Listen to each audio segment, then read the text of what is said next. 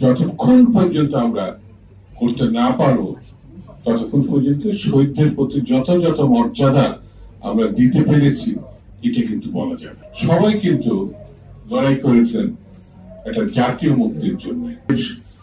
সামান্য বলি আর বড় বলি, সেই ভোটাধিকারটা আমরা কিন্তু এখনো মানুষের ফিরিয়ে দিতে পারিনি, যেটা হাসিনা কেড়ে দিয়েছে। জুলাই আন্দোলন, আগস্ট আন্দোলন এটা পরিসমাপ্তি হয়েছে এই সময়টা, কিন্তু আন্দোলন তো 15-16 বছরের। হাসিনা তাড়ানোর আন্দোলন, স্বৈরাচার তাড়ানোর আন্দোলন, দেশ রক্ষার আন্দোলন, এটা তো দীর্ঘ আন্দোলন। সেই জন্য শুধু জুলাই আগস্টকে যারা আমরা স্মরণ করছি, আমাদের অতীতকে আমরা অস্বীকার করছি।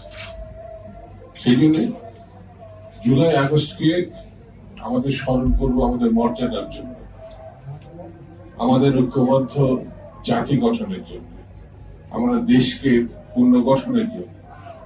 এটি এমন একটা জিনিস, এই জিনিসটাকে কখনো বিতর্কে আমরা না নিয়ে যাই।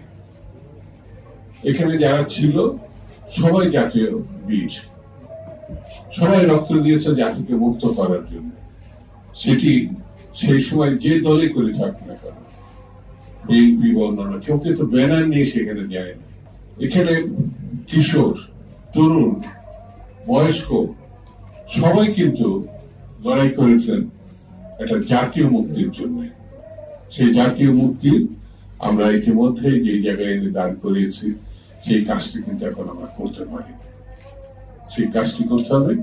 স্বৈরতন্ত্রকে গণতন্ত্রে উত্তরণের জন্য স্বাভাবিক যে পথ, সেটি হচ্ছে নির্বাচন।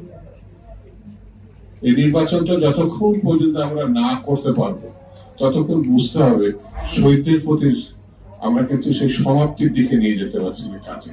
তারা একটা জীবন দিয়েছে কিসের জন্য? গণতান্ত্রিক বাংলাদেশের জন্য, মানুষের অধিকারের জন্য।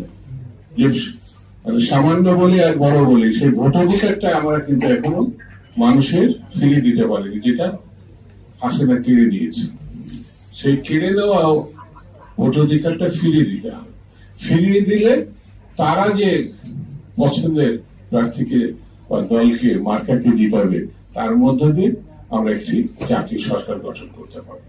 সেই সরকার যতক্ষণ পর্যন্ত আমরা করতে না পারবো ততক্ষণ পর্যন্ত শহীদদের প্রতি যথাযথ মর্যাদা আমরা দিতে পেরেছি এটা কিন্তু বলা যাবে।